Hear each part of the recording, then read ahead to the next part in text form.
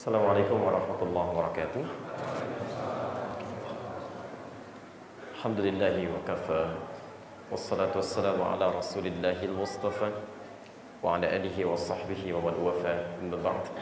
Fa ya ibadallah, usi nafsi wa iyyakum bi taqwallahi faqad fazal muttaqun. Fala tamutunna illa wa antum muslimun. Faqala ta'ala ya ayyuhalladzina amanu taqullaha haqqa tuqatih wala tamutunna illa wa antum muslimun. Saudara-saudariku rahimani wa rahimakumullah, juga pemirsa Akhir TV, Madani TV dimanapun Anda berada, alhamdulillah kembali kita mendapatkan kesempatan dari Allah Subhanahu wa ta'ala untuk menunaikan ibadah, dan telah tuntas kita mengerjakan salat maghrib berjamaah di hari ini beserta amalan-amalan sunnahnya. Kita bermohon pada Allah Subhanahu wa ta'ala semoga salat yang telah kita tunaikan diterima oleh Allah Subhanahu wa ta'ala dan menjadi ibadah yang kita ikhlaskan karenanya.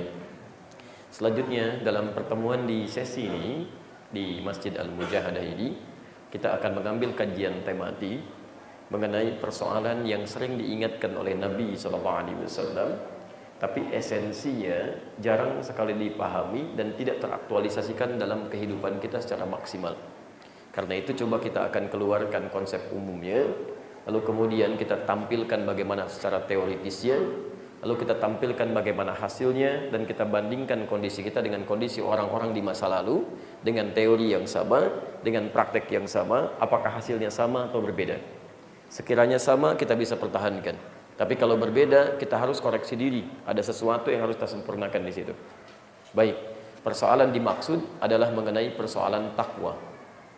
Dalam setiap kesempatan yang sangat luas, Rasulullah SAW seringkali mengingatkan umatnya di zaman sahabat-sahabatnya pula, bahkan setiap Jumat sepekan sekali rutin diingatkan. Dalam setiap kesempatan ta'lim, beliau sampaikan kepada umatnya untuk selalu meningkatkan takwa kepada Allah Subhanahu wa ta'ala, bahkan sering disitir ayat-ayat Al-Quran di situ. Utamanya di Quran surah ketiga Ali Imran ayat 102, posisi paling kanan sebelah atas itu. Ya ayyuhalladzina amanu taqullaha haqqa tuqatih. Hei orang-orang yang telah menyatakan dirinya beriman kepada Allah, tingkatkan takwamu kepada Allah haqqa tuqatih. Tapi dengan serius, sungguh-sungguh, dengan cara yang benar. Wala tamutunna illa wa antum muslimun, dan jangan sampai Anda wafat kecuali dalam keadaan tunduk patuh pada ketentuan Allah Subhanahu wa ta'ala. Kadang Nabi ingatkan lagi dengan Quran surah An-Nisa surah keempat ayat pertama itu, posisi paling kiri dari mulai pertengahannya, ya ayyuhan nasu taqu rabbakumul ladzi khalaqakum min nafsin wahidah. Hei manusia, perhatikan kalimat pertama menggunakan kata iman, kalimat kedua menggunakan kata umum manusia. Hei manusia, coba mulai Anda bertakwa kepada Allah Subhanahu wa ta'ala, Rabb Anda yang telah menciptakan Anda ya dari jiwa yang satu. Wa khalaqa minha zawjaha, kemudian diciptakan dari situ pasangannya. Mulai Anda kemudian berkeluarga. Wa batha minhuma rijalan katsiran wa nisaa. Kemudian mulai berketurunan, ada laki-laki, ada perempuan. Nah, kalaupun Anda sudah berketurunan, berkeluarga, ini yang paling menarik. Ada takwa secara pribadi, ada takwa secara sosial. Sekalipun sudah berketurunan, berumah tangga, kemudian hidup bersosial, ternyata kalimat takwa tetap tidak dihilangkan. Wattaqullaha alladzi tasaaluna bihi wal arham. Bahkan dalam kehidupan sosial pun kata Al-Quran, tingkatkan lagi takwamu, tingkatkan lagi takwamu ya kepada Allah Subhanahu wa ta'ala, yang dengan itu sifat kasih bisa dibangun. Nanti kita akan lihat, ternyata sifat kasih terbaik itu dibangun bukan atas dasar materi dunia, bukan dasar kedudukan. Kalau Anda bangun kasih sayang dengan manusia berdasarkan materi dunia, itu akan hampa itu. Selesai materinya, hilang perhatiannya. Selesai kedudukannya, tidak ada perhatiannya. Jadi ada hakikat di situ yang dibangun, bahkan dalam kasih sayang pun takwa masih masuk di dalamnya. Innallaha kana 'alaikum raqiba. Dan kalau Anda bisa bangun kehidupan itu dengan dasar takwa, dengan dasar kasih, maka Allah akan sertai kehidupan kita dalam setiap beraktivitas. Kalau di rumah ada takwa, di kantor ada takwa, di pasar ada takwa, di kehidupan sosial ada takwa, di sekolah anak-anak belajar ada takwa, maka disitulah Allah akan perhatikan semua gerak kehidupannya. Nah, sekarang persoalannya, apa esensi takwa ini? Kenapa penting dihadirkan takwa dalam kehidupan? Seperti apa gambaran dalam Al-Quran? Itu yang coba kita akan keluarkan turunannya. Dan nanti kita coba hasilkan beberapa hal yang dijanjikan oleh Al-Quran. Lalu kita hadirkan suasana kita saat ini. Apakah sudah mencapai itu atau belum?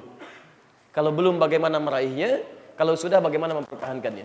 Sepakat sampai sini? Baik, jelas insyaallah? Baik ya. Sekarang coba kita hadirkan dulu dengan satu judul atau kalimat yang bisa kita tuangkan dengan bahasa yang mudah dipahami.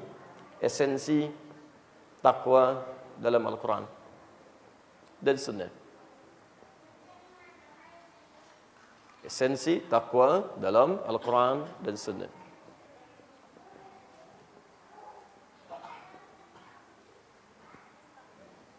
Hati-hati, nanti kita akan turunkan hadis-hadis.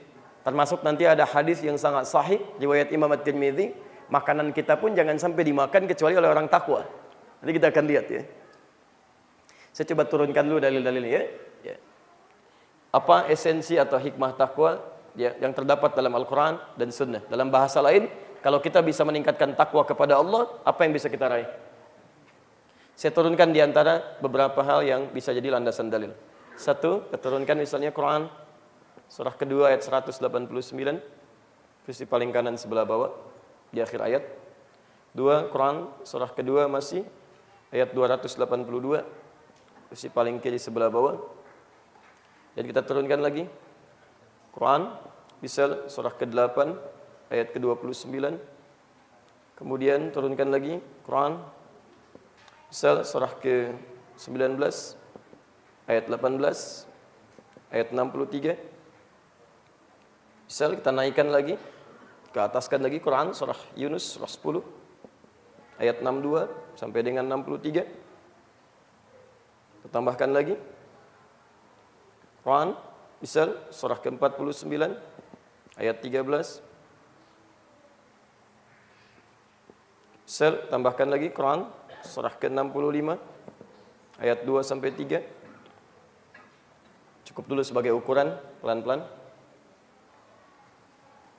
Sekarang kita ambil caranya.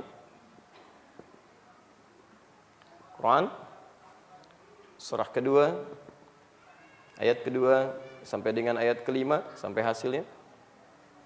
Kita turunkan lagi Quran surah kedua Al-Baqarah ayat 183.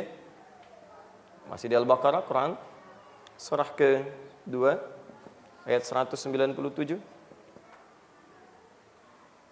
Turunkan lagi supaya ada kaitan, saya tambahkan di sini Quran surah ketiga ayat 120 supaya ada kaitan dengan ini. Kemudian kita turunkan lagi Quran surah ketiga ayat 133 sampai 134. Turunkan lagi Quran surah ke-51 ayat 15 sampai dengan ayat 23. Bagian terakhir kita ambil hadisnya. Pertama kita ambil hadis Muslim. Nomor hadis 2815. Ada juga di 5611. Kemudian kedua kita ambil dua dulu, At-Tirmidzi.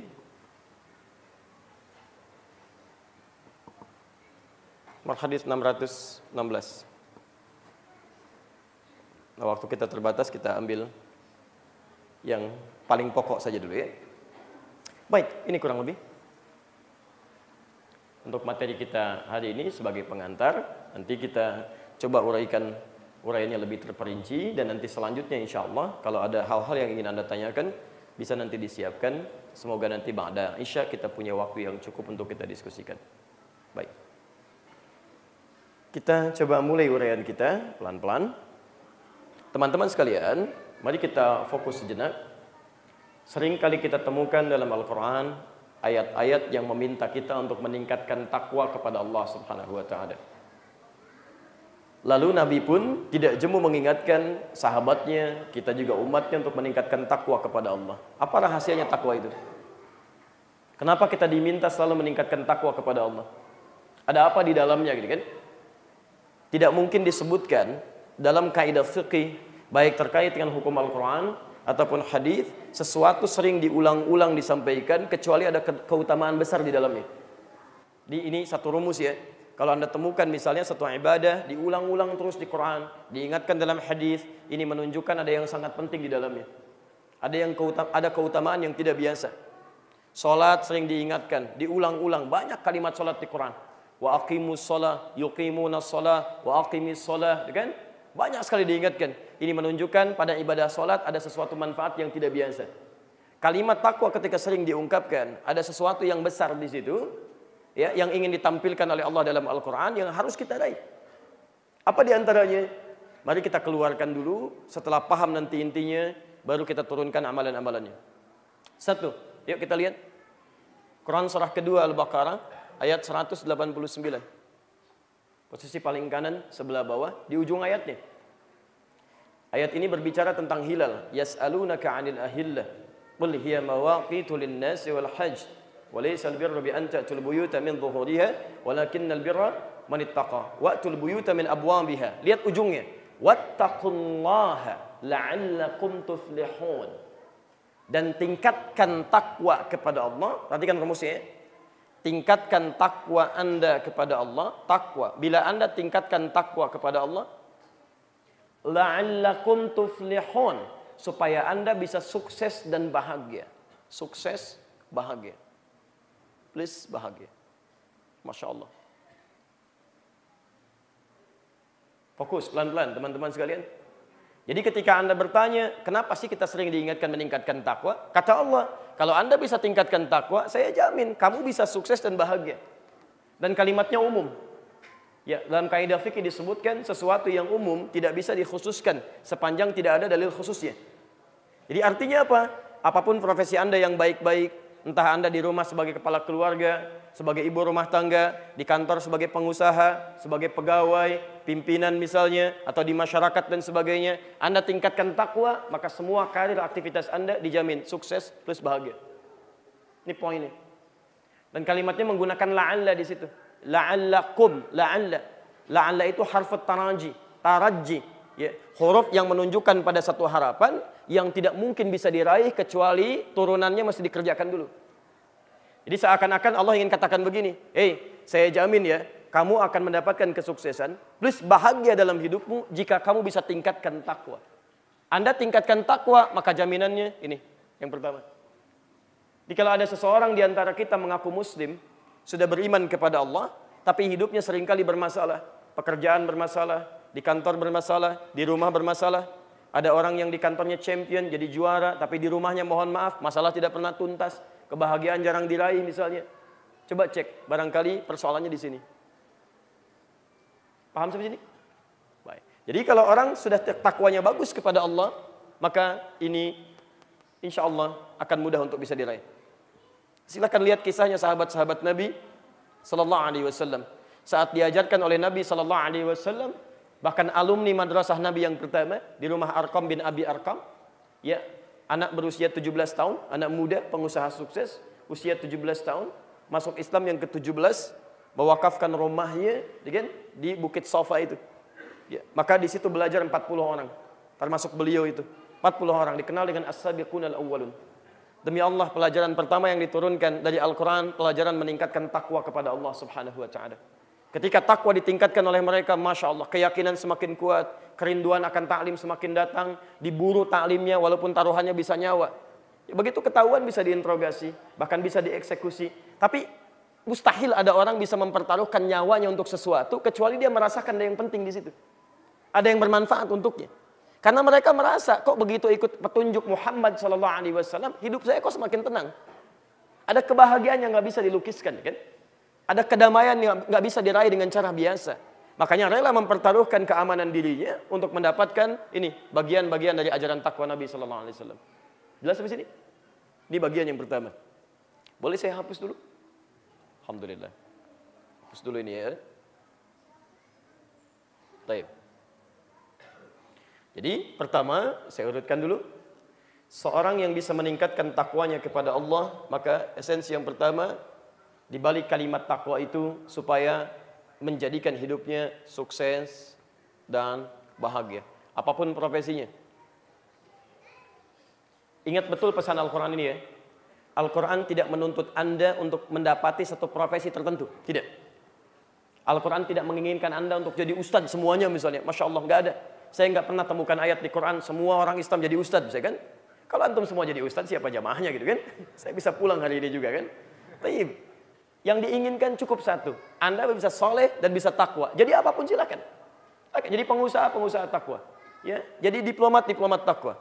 Jadi pengajar takwa. Jadi ustadz yang takwa. Karena ada ustadz yang nggak takwa, itu ada. Ada, jangan dikira nggak ada. Ada ustadz tidak takwa, ada. Ada ustadz yang cuma cari uang. Ada ustadz yang cuma cari popularitas. Ada ustadz yang cuma cari jamaah. Ada penghafal Quran yang zalim. Ada, dan ayatnya ada di Quran. Nanti kita turunkan. Jangan dikira penghafal Quran semuanya baik. Tidak. Ada yang salah niat untuk menghafalkannya sehingga salah outputnya. Ada di Quran surah 35 Fatir ayat 32. Posisi paling kiri sebelah atas. Wa minhum zalimun li nafsih. Ada orang yang hafal Quran, tahu hukum tapi zalim pada dirinya sendiri. Bahkan ada yang menggunakan ayat-ayat Quran sekedar mencari keuntungan dunia. Tidak sedikit. Ya, apa Anda pikir yang mengatakan sekarang semua agama itu sama, menuju pada Tuhan yang sama? Apa Anda kira buta dengan ayat-ayat Quran? Tidak, dia tahu ayatnya. Dia paham ayatnya, bahkan dia jadikan ayatnya hanya untuk menguatkan argumentasi dari hawa nafsunya. Ada yang salah dalam dirinya. Jelas sampai sini? Baik. Teruskan dulu ya. 2. Nah, ini yang Anda butuhkan. Nanti saya berikan turunan kisahnya. Termasuk nanti untuk anak-anak kita insya Allah. Ya. Quran surah kedua Al-Baqarah ayat 282. Dari atas sampai bawah, satu ayat. Ayat paling panjang di Quran. Antum cukup lihat yang paling bawah saja, ya. Enggak usah dibaca dari atas. Ya ayyuhalladzina amanu idza tadayantum dan seterusnya. Lihat ujungnya. Wattaqullaha wa yu'allimukumullah. Awas, ini sering ditanyakan kepada kami. Tingkatkan takwa kata Allah. Wattaqullaha, tingkatkan takwa kepada Allah. Wa yu'allimukumullahu, dan Allah akan mengajari Anda banyak pengetahuan. Saya ulang, tingkatkan takwa kepada Allah dan Allah akan ajarkan Anda banyak pengetahuan. Bahkan kalimatnya menggunakan fi'il mudhari. Yu'allim.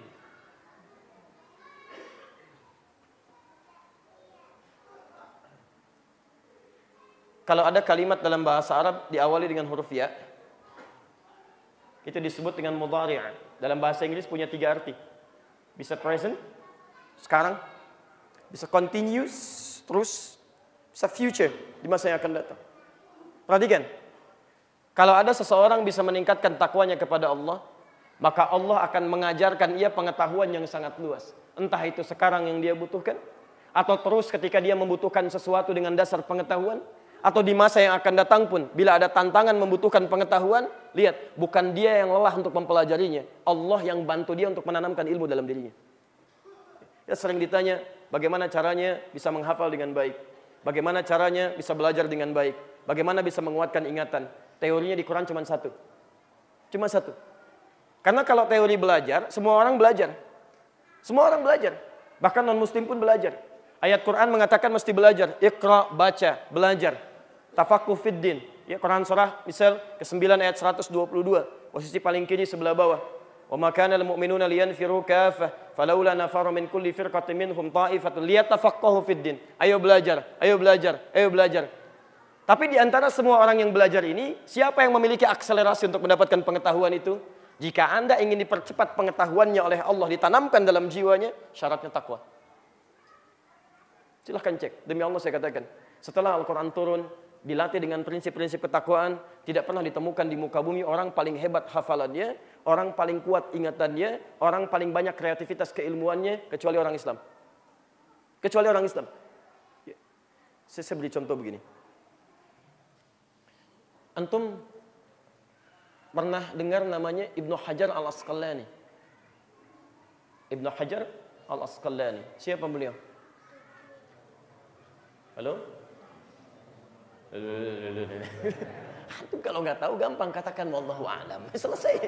Ya, daripada kepanjangan kan sampai isya ditungguin. Tapi pernah dengar Ibnu Hajar Al-Asqalani?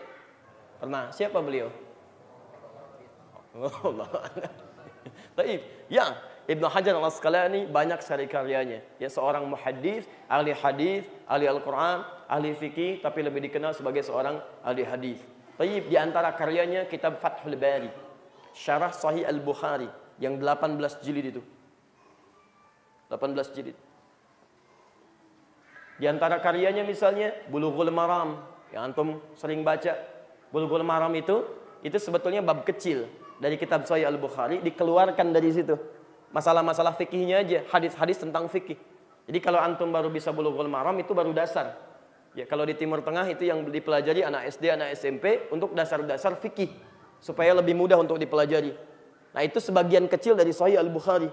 Tapi diambil misal Bulughul Maram syarahnya Subulus Salam itu kan? Ada satu jilid Bulugh Al-Maram. Itu yang menulis dikenal dengan Ibnu Hajar Al-Asqalani. Saya beri rumus sebentar. Saya boleh hapus ini? Baik. Alhamdulillah. Tenang saja ya. Ini kedatangan kedua saya ke sini, saya masih konsisten, tenang. Antum jangan khawatir. Saya datang sendiri, terangin sendiri, tulis sendiri, hapus sendiri, enggak ada masalah. Ada masalah ya. Antum duduk aja lihatlah ya. Sekarang perhatikan. Saya tulis Ibnu Hajar Al-Asqalani. Al-Asqalani. Asqalani. Fokus sini. Apa artinya Ibnu? Halo? Baik, kalau tidak tahu katakan apa? Allahu a'lam. Baik, apa artinya Ibnu? Anak. Baik, bukan anak. Anak banyak dalam bahasa Arab.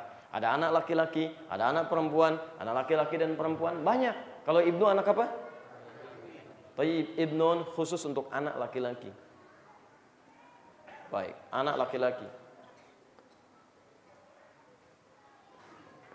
Jadi kalau ada kalimat ibnun disingkat dengan bin. Kalau hamzah wasalnya dibuang jadi bin. Isa bin Maryam. Isa anak laki-lakinya Maryam. Karena Maryam tidak punya anak perempuan. Jelas ya? Kalau perempuan ibnatun, ibnatun. Tambah tak di ujungnya.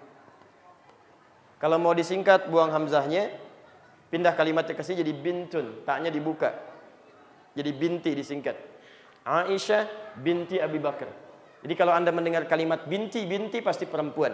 Tapi kalau ibnun, ibnun bin pasti laki-laki. Berarti Ibnu Hajar itu laki-laki atau perempuan? Pertama laki-laki. Ibnun. Anak siapa ini? Karena kalau tadi kan Isa bin Maryam. Isa anaknya Maryam, jelas. Baik. Anak laki-laki siapa? Hajar. Apa artinya Hajar? Batu. Baik. Di Mekah ada Ka'bah. Baik ya. Dimulai tawafnya dari mana? Hajar Aswad, batu hitam. Sekarang Ibnu Hajar, anaknya batu. Apa bapaknya namanya Hajar? Keras seperti batu? Tidak. Taib. Lihat kalimatnya. Anak batu. Apa batu berumah tangga melahirkan? Tidak. Kenapa dinamakan dengan anak batu? Al-Asqalani. Kalau sudah ada yang seperti ini, saya sudah pernah ajarkan dulu rumusnya. Setiap menemukan al, ujungnya i, pasti daerah. Pasti dari daerah, kan? Caranya tinggal tutup alif lamnya dengan kalimat i-nya dibuang dari Asqalan. Bukhara al-Bukhari, Tirmidz at-Tirmidzi, Padang al-Padangi, Minangkabau al-Minangkabawi, kan? Banten al-Bantani, Palembang al-Palembangi, Grand Sharon al-Grand Sharoni, gitu kan? Ada semua. Al-Asqalan, Al-Asqalani, dari Asqalan, dari Asqalan. Baik, asal daerahnya. Pertanyaannya, siapa Hajar ini? Ibnu Hajar. Nah ini dalam dunia tulisan tempo dulu ini diistilahkan dengan nama pena. Ya, dikutip oleh sebagian orang Barat sekarang dipopulerkan di Indonesia. Nama pena itu orang Islam sudah pakai dari dulu. Orang Barat cuma ambil dari kita, diambil, dilekatkan istilahnya dengan bahasa-bahasa mereka. Tapi yang jadi masalah, siapa orang ini sampai membuat nama pena anaknya batu? Anaknya batu. Ya, nama aslinya kan Zaid. Nama aslinya Zaid, bukan Ibnu Hajar. Cuma Anda mesti tahu, terjadi peristiwa dalam hidup beliau. Ya, beliau ini anak cerdas. Cuma ditimpa musibah kehilangan ayahnya, kemudian ibunya, kehilangan orang tuanya. Sampai dalam keadaan belajar, ya ada pikiran yang luar biasa. Sampai secara singkat kehilangan kekuatan ingatan itu. Belajarnya susah, macam-macamnya, banyak pikiran dan sebagainya. Sehingga ketika ke kelas pun suka nggak nyambung. Dalam taklim sulit menangkap sesuatu, berat menangkap pelajaran. Bahkan yang kecil-kecil sulit dihafalkan, beratnya luar biasa karena ada beban di kepala dan jiwa beliau yang belum keluar di situ. Apa yang terjadi? Satu kali saking sulitnya mendapatkan materi pelajaran yang kuat itu, orang lain cepat menangkap dia kesulitan, dia sampai putus asa meninggalkan sekolahnya, pergi keluar dari kelas. Begitu berjalan meratapi dirinya, qadarullah kemudian Allah berikan tanda, hujan terjadi. Hujan, cukup lebat. Maka beliau kemudian melihat cari tempat berteduh, diputuskanlah masuk ke salah satu gua gitu. Begitu masuk ke salah satu gua, kemudian diam di situ, menunggu hujan reda. Ya qadar Allah kemudian semakin reda, semakin reda, semakin reda. Beliau kemudian diam, saat diam itulah mendengar suara. Beliau dengar air bekas hujan itu menetes di batu. Ternyata Masya Allah, air yang lembut, kan? Air yang lembut, yang sangat luar biasa, tipis, kecil. Tipis, seperti suara mic mulai menipis dia. Tipis, Masya Allah. Ya, kecil, kecil, habis saja gitu ya. Baik, ganti. Baik, halo. Baik, masih ada?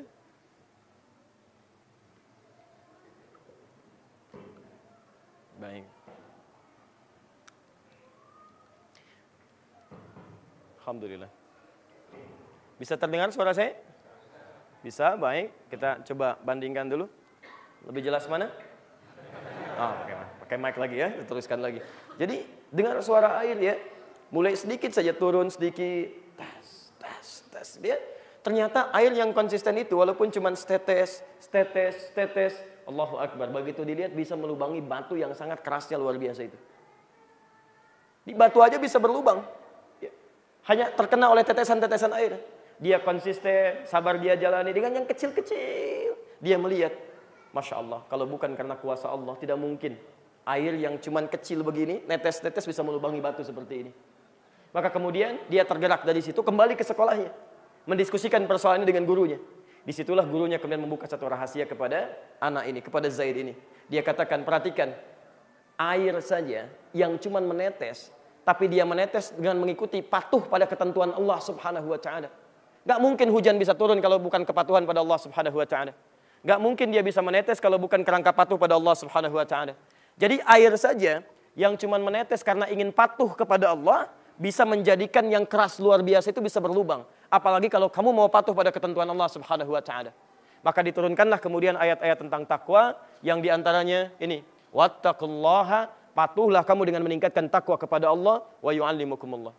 Apa yang terjadi? Teman-teman sekalian, hanya dalam beberapa masa sejak beliau meningkatkan takwanya kepada Allah, tidak nunggu lama. Untuk tahu apa yang terjadi? Tadinya satu hadis sulit dihafalkan. Sekarang Sahih Al-Bukhari itu bisa dihafalkan seluruhnya. Satu kitab. Ya. Yang tadinya cuma satu hadis, sulit, ini sulit, itu sulit. Begitu meningkatkan takwanya kepada Allah, tidak nunggu berbulan-bulan, tidak nunggu bertahun-tahun. Cuma beberapa masa, sekejap saja, hafal Sahih Al-Bukhari. Sampai kemudian membuat syarahnya, penjelasannya. Tidak tanggung-tanggung, 18 jilid. Apa nama syarah ini? Apa rahasia di balik namanya? Sampai kemudian beliau mencantumkan nama penanya dengan Ibnu Hajar. Nanti kita lihat setelah kita menunaikan salat Isya berjamaah. Subhanakallahumma bihamdika asyhadu an la ilaha illa anta astaghfiruka wa atubu ilaik. Assalamualaikum warahmatullahi wabarakatuh.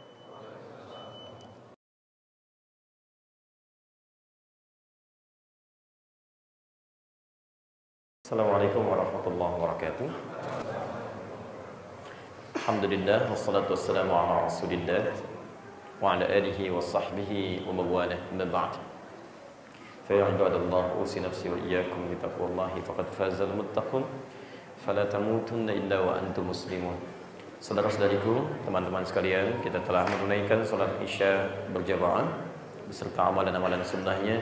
Kita bermohon pada Allah Subhanahu wa Ta'ala, semoga salat yang telah kita tunaikan berkenan diterima oleh Allah Subhanahu wa Ta'ala dengan penerimaan terbaik. Kita lanjutkan kembali bahwa sering dalam setiap kesempatan Nabi sallallahu alaihi wasallam mengingatkan kita untuk meningkatkan takwa kepada Allah, dan dengan begitu bentangan yang luas dalilnya dalam Al-Qur'anul Karim ataupun keterangan hadis-hadis Nabi sallallahu alaihi wasallam dalam sunnahnya. Apa esensinya sehingga begitu penting itu sering diingatkan? Kita sudah jabarkan bahwa dengan meningkatkan takwa ini Allah Subhanahu wa Ta'ala berkenan menghadirkan kesuksesan dan kebahagiaan dalam kehidupan kita. Yang kedua, dengan meningkatkan takwa ini Allah Subhanahu wa Ta'ala berkenan mempermudah pengetahuan yang kita pelajari. Anda meningkatkan takwa, maka pengetahuan cepat datang. Seperti pernah seorang bernama Zaid yang merasakan kesulitan dalam belajar, Kemudian dinasehati oleh gurunya untuk meningkatkan takwa kepada Allah dengan mematuhi segala ketentuan-ketentuannya, seperti tetesan air yang hanya karena patuh kepada Allah dia menetes, bisa melubangi batu yang begitu kerasnya. Maka terbukalah kecerdasannya, mendapatkan pengetahuan yang luar biasa, sampai yang tadinya satu hadis begitu sulit untuk dihafalkan, kini Sahih Al-Bukhari bahkan hadir dalam benak beliau. Begitu mudah dihafalkan sampai ke jiwanya, sampai menuliskan syarahnya yang beliau namai sendiri dengan Fathul Bari fi Syarah Sahih Al-Bukhari, 18 jilid. Perhatikan kalimatnya. Ketika diberi nama dengan Fathul Bari, ini ada isyarat pada peristiwa yang beliau alami. Fathul Bari. Baik. Al-Bari itu nama Allah, sifat baik Allah yang berkenan memberikan berbagai hal kebaikan dalam kehidupan.